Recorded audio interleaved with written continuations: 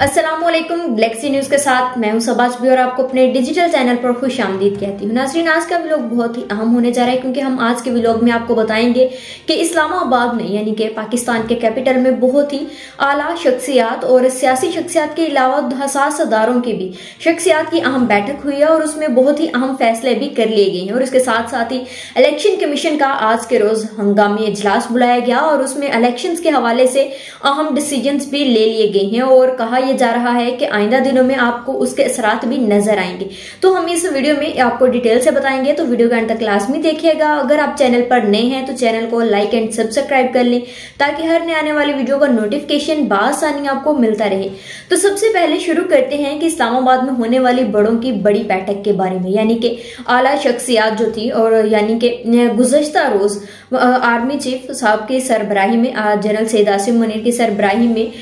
Core commander का 262वां conference की गई, इजलास बुलाया गया जिसमें तमाम जो आला शख्सियात थी पाक आर्मी से जो बिलोंग करती हैं वो आई और वहां पर आकर पाकिस्तान की सालमियत के हवाले से, सिक्योरिटीज के हवाले से बातचीत की गई और उन्हें इस हवाले से ब्रीफिंग भी दी गई। जिस में army chief general Syed Asim Munir साहब की जानिब से ये बयान सामने आया, यानी कि ISPR का एलामिया जब जारी हुआ उसमें ये कहा गया कि पाकिस्तान का ये जो कोर कमांडर्स की 262वीं कॉन्फ्रेंस हुई है, इसमें इस चीज का अदा किया गया है कि पाकिस्तान की सालमियत और आला जो हदूद हैं उस पर किसी भी किस्म का कोई कंप्रोमाइज नहीं किया जाएगा। हमारी जो सिक्योरिटी है इसके लिए हमारे जो जानबाज सिपाही हैं वो हम वक्त जो है तैयार रहेंगे और पाकिस्तान की सालमियत पर किसी भी किस्म की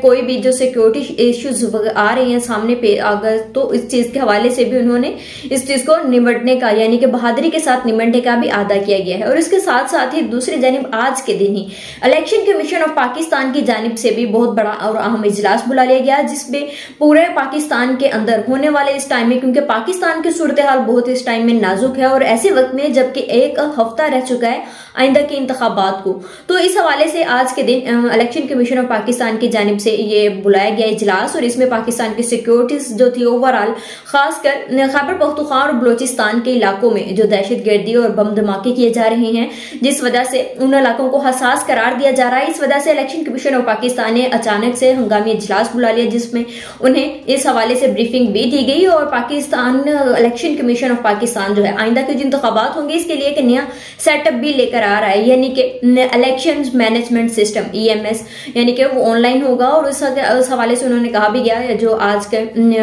इजलास किया गया इलेक्शन कमीशन ऑफ पाकिस्तान का और इसकी सरबराही जो थी वो chief election commissioner Sikandar Sultan Raja ने की और इसमें बहुत ही आला जो शख्सियात थी उनकी जानिब से भी इसमें शिरकत की गई है जिसमें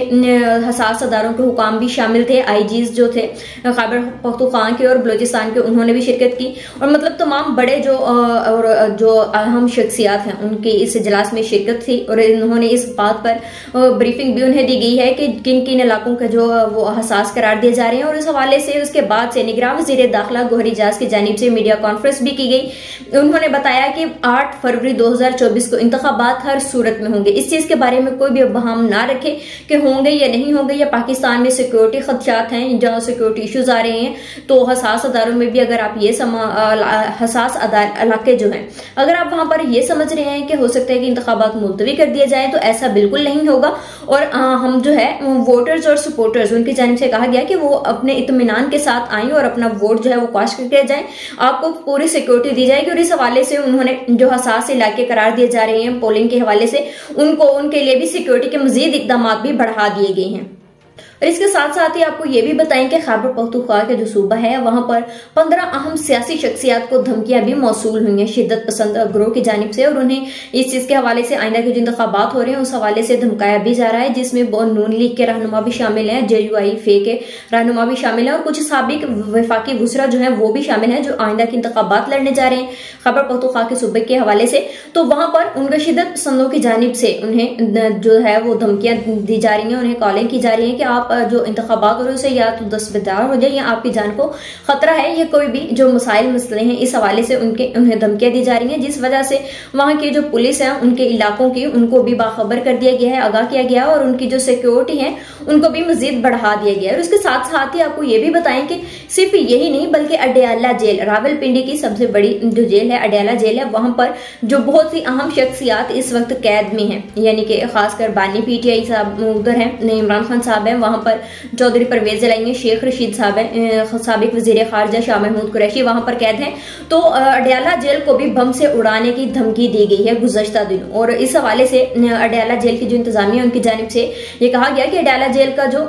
एक नंबर है मखसूस इंतजामिया के पास, उस पर कॉल आई और उसको उन्हें इस चीज के हवाले से धमकियां दी जा रही हैं कि हम अडयाला जेल को भी उड़ाने का उनका इरादा है, या हमला किया जा सकता है, जिस वजह से अडयाला जेल की इंतजामिया की जानिब से भी अडयाला जेल के बाहर जो है वो सिक्योरिटी को मजीद बढ़ा दिया गया, और 8 नाके जो है वहां पर सिक्योरिटी फोर्सेज जो है उनको भी तैनात कर दिया गया सिक्योरिटीज के हवाले से। लेकिन अगर बात कर ली जाए आइंदा के इंतखाबात के हवाले से कि हुकूमत किसकी बनेगी, तो आप इस वजह से अगर मंजरनामा अगर जो सामने हमें नजर आ रहा है तो ऐसा बिल्कुल भी नहीं होने वाला, अगर जो इस वक्त के जो हालात और वाकयात हैं उसके पेश नजर अगर देखा जाए तो, क्योंकि इससे पहले भी इलेक्शन कमीशन ऑफ पाकिस्तान की जानिब से ये भी कहा जा गया है, आज के दिन ही जब इलेक्शन कमीशन ऑफ पाकिस्तान का इजलास हुआ तो chief election commissioner Sikandar Sultan Raja ने गैर रस्मी गुफ्तगू मीडिया से करते हुए उन्होंने ये भी कहा कि जो आजाद उम्मीदवार इंतखाबात लड़ रहे हैं अगर उनकी अक्सरियत ज्यादा होगी, अगर वो 3 दिन के अंदर अंदर किसी पार्टी में जाना चाहते हैं तो ठीक है, वरना वो मिलकर अपना एक वजीर आजम भी मुंतखब कर सकते हैं। तो अब देखते हैं कि अक्सरियत जो है वो आजाद उम्मीदवार ले सकते हैं, यानी क्योंकि इस दफा जो इंतखाबात में आजाद उम्मीदवार की तादाद है वो पिछले इंतखाबात के हवाले से ज्यादा है। और दूसरी जानिब दूसरी जो सियासी जमातें हैं उनके भी अपनी इंतखाबी मुहिम और रूज पर है, वो भी डेली की बेसिस पर अपने जलसे और खिताब भी कर रही हैं, जिसमें एक दूसरी को पार्टियों को निशाना भी बनाया जा रहा है। जैसे कि आज के दिन ही मरियम नवाज साहबा ने अपना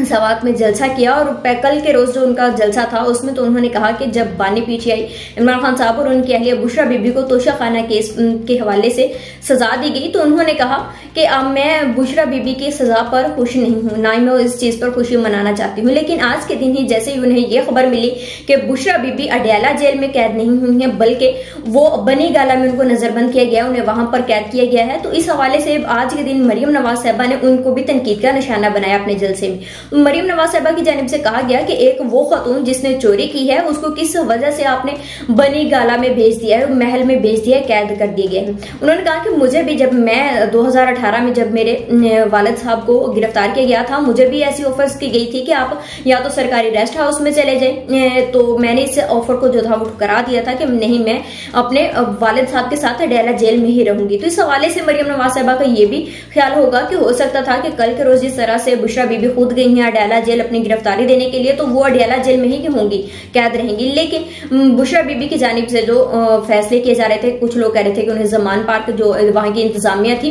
अडयाला जेल की, तो उनकी जानिब से उन्हें ऑप्शंस दी गई थी, और इस चीज पर बहुत ज्यादा तजवीज थी कि उस पर गौर फिक्र भी किया जा रहा था कि अहलिया बुशरा बीबी को कहां पर रखा जाना है। तो इस हवाले से जमान पार्क भी था या सरकारी रेस्ट हाउस था, इस चीज पर भी जेर गौर थी, लेकिन बनीगाला को उन्हें मतलब कि उस बनीगाला में उन्हें कैद कर दिया गया है। लेकिन इस हवाले से मरियम नवाज साहबा को इस चीज का अंदर से तो वो शायद दुखी होंगी कि मैं अगर जेल में थी तो ये जेल में क्यों नहीं जा सकी और इनको बनी गाला में क्यों कर दिया। इस वजह से आज उन्होंने बुशरा बीबी को भी तनकीद का निशाना बनाया है। लेकिन इसके साथ साथ ही दूसरी जानिब पीपल्स पार्टी की जानिब से भी बहुत बड़ी जमात आज पाकिस्तान जमीयत उलमा पाकिस्तान के जो आजाद उम्मीदवार थे, जो तमाम पूरे पाकिस्तान से लड़ रहे थे, वो पीपल्स पार्टी के उम्मीदवारों के हक में दस्तबरदार हो गए और उन्होंने पीपल्स पार्टी के साथ इल्हाक कर लिया है। अब देखते हैं कि पाकिस्तान की जो आने वाली हुकूमत है 8 फरवरी 2024 को, उसमें अक्सरियत कौन सी जमात लेके जाएगी, क्योंकि बहुत ज्यादा लोगों की जो शमूलियत थी वो पीपल्स पार्टी में हुई है और बहुत ज्यादा लोग जो थे वो पीपल्स पार्टी के जो आजाद उम्मीदवार थे वो पीपल्स पार्टी के उम्मीदवारों के हक में दस्तबरदार भी हुए हैं। तो अब देखते हैं कि आइंदा की हुकूमत होगी तो उसमें वजीर आजम कौन होगा, और अगर ये सारा मंजर सिनेरियो देखा जाए तो इसमें अगर पीपल्स पार्टी नून लीग के साथ मिलकर हुकूमत बनाती भी है तो हो सकता है कि जो सदर की कुर्सी होगी उस पर जाहिर सी बात है कि साबिक सदर आसिफ अली जरदारी ही विराजमान होंगे। तो वजीर आजम कौन होगा इस चीज पर कंफ्यूजन है, लेकिन फिलहाल अभी 1 हफ्ता बाकी है, इंतखाबात होंगे तो इस हवाले से भी जो कंफ्यूजन है वो क्लियर हो जाएगी। आज के लिए इतना ही, मुझे इजाजत दीजिए, अल्लाह हाफिज।